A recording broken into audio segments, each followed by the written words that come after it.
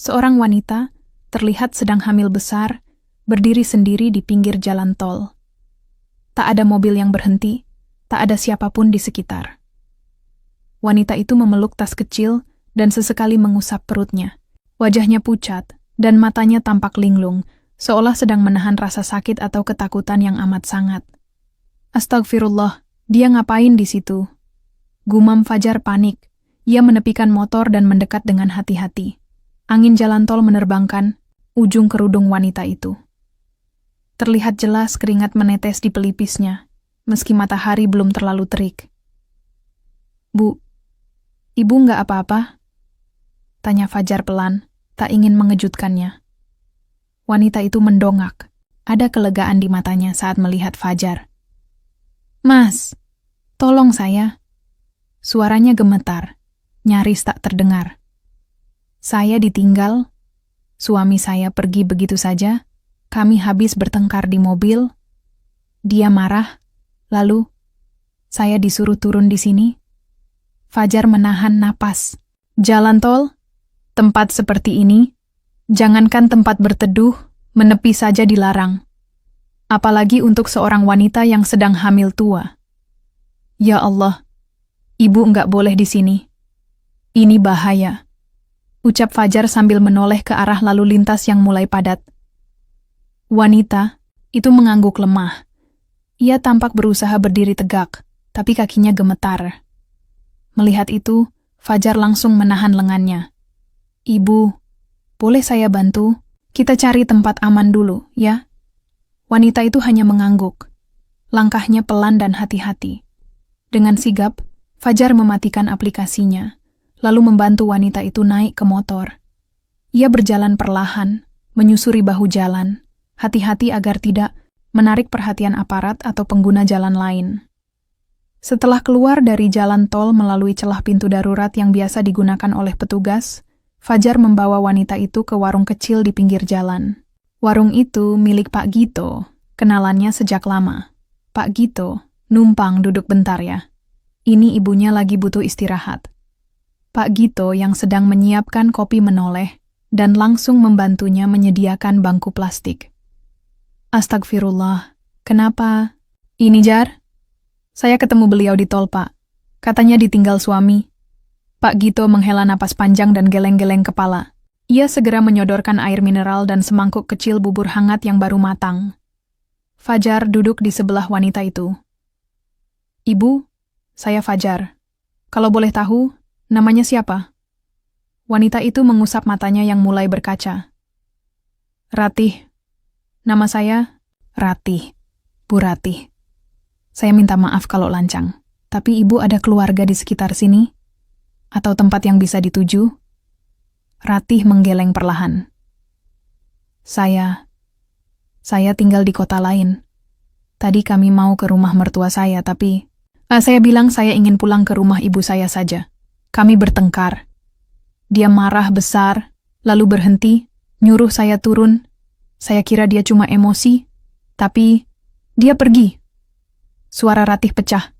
Ia menangis pelan, menunduk, memeluk tas kecil di pangkuannya seolah itu satu-satunya yang masih ia miliki di dunia ini. Fajar tercekat. Ia tak tahu harus berkata apa. Tak pernah terlintas dalam pikirannya bahwa seseorang bisa tega meninggalkan istri yang sedang hamil tua di tempat sesunyi dan seseram itu. Pak Kito duduk tak jauh dari mereka, mengelus dagunya yang berjanggut tipis. "Jar, kamu bisa bantu antar dia ke rumah ibunya?" Fajar menoleh. "Saya mau, Pak, tapi saya nggak tahu di mana rumahnya." "Ibu Ratih, rumah ibu di mana?" "Saya di Purwokerto. Tapi saya nggak punya ongkos sekarang. Semua dompet dan ponsel saya dibawa suami saya." Ratih menggigit bibir, malu, terluka, tak berdaya. Fajar terdiam. Dia hanya punya uang pas-pasan untuk beli bensin dan makan hari ini. Tapi melihat wanita itu dalam kondisi seperti ini, ia tahu ini bukan saatnya menghitung. "Bu, saya nggak punya banyak uang, tapi saya akan cari cara. Kita ke rumah ibu ya. Saya nggak tega ninggalin ibu sendirian." Ratih menatap Fajar, kali ini dengan air mata haru yang mengalir perlahan. "Mas, kenapa Mas mau bantu saya?"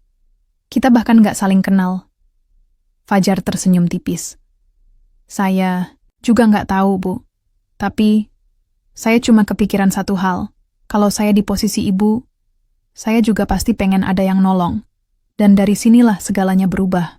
Perjalanan yang semula hanya rutinitas mencari nafkah, kini berubah menjadi misi penuh harapan. Mengantarkan seorang ibu dan anak dalam kandungannya pulang ke tempat yang aman. Yang belum Fajar tahu, jalan menuju ke sana tidak akan semudah yang ia kira. Setelah memastikan Ratih cukup tenang dan perutnya terisi sedikit bubur hangat, Fajar meminjam ponsel Pak Gito untuk mengecek transportasi ke Purwokerto. Jaraknya tak main-main, lebih dari 5 jam perjalanan darat, dengan kondisi keuangan yang sangat terbatas dan motor tuanya yang sudah sering mogok. Fajar tahu ini bukan sekadar perjalanan biasa. Pak Gito, Fajar bicara pelan. Kalau saya antar Bu Ratih pakai motor, kira-kira kuat nggak ya motornya? Pak Gito memandang motor tua Fajar yang diparkir di bawah pohon. Rantai yang longgar, jok yang sobek, dan suara mesin yang nyaring saat panas, semua itu jadi pertimbangan. Secara logika, berat Jar. Tapi kalau kamu yakin, mungkin bisa. Tapi kamu harus siap kalau ada apa-apa di jalan, terutama kalau Bu Ratih kontraksi. Fajar menelan ludah. Ia menoleh ke Ratih yang sedang duduk diam, memegangi perutnya dengan napas pelan. Dalam dirinya, ada dorongan kuat untuk menolong. Tapi kini, mulai muncul rasa takut. Takut gagal.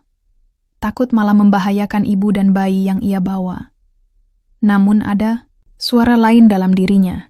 Suara ibunya, Bu Aminah, yang selalu berkata, "Kebaikan itu tidak menunggu sempurna. Lakukan yang kamu bisa, Nak. Allah akan bantu sisanya." Akhirnya, Fajar mengambil keputusan. "Bu Ratih," katanya dengan nada hati-hati, "kalau ibu setuju, saya akan antar ke rumah ibu pakai motor saya. Tapi saya nggak janji jalannya lancar, karena motor saya sudah tua. Kita mungkin harus berhenti beberapa kali." Ratih tertegun, menatap Fajar seolah tak percaya. "Mas, apa enggak merepotkan?" Fajar tersenyum. "Mungkin memang repot. Tapi saya lebih enggak tenang kalau ninggalin ibu di sini." Air mata Ratih mengalir lagi. Tapi kali ini bukan karena sedih, melainkan karena harapan kecil yang mulai tumbuh di tengah gelapnya hati. Perjalanan dimulai siang itu. Fajar meminjam jaket dari Pak Gito untuk menghangatkan Ratih, lalu mengikat tas kecilnya dengan tali agar tidak jatuh. Mereka berangkat perlahan, menyusuri jalanan kota menuju arah selatan. Baru 1 jam perjalanan, awan mulai menghitam. Angin berhembus dingin. Langit mengirimkan isyaratnya. Dan benar saja, tak lama kemudian, hujan turun deras membasahi jalanan. Fajar langsung mencari tempat berteduh di bawah jembatan kecil. Mereka berhenti, dan Ratih mulai menggigil. Meski sudah dibungkus jaket dan syal, tubuhnya jelas tidak kuat, menahan udara dingin dan rasa lelah. "Bu, maaf ya, kita berhenti sebentar nunggu reda," kata Fajar sambil memayungi Ratih dengan tubuhnya sendiri.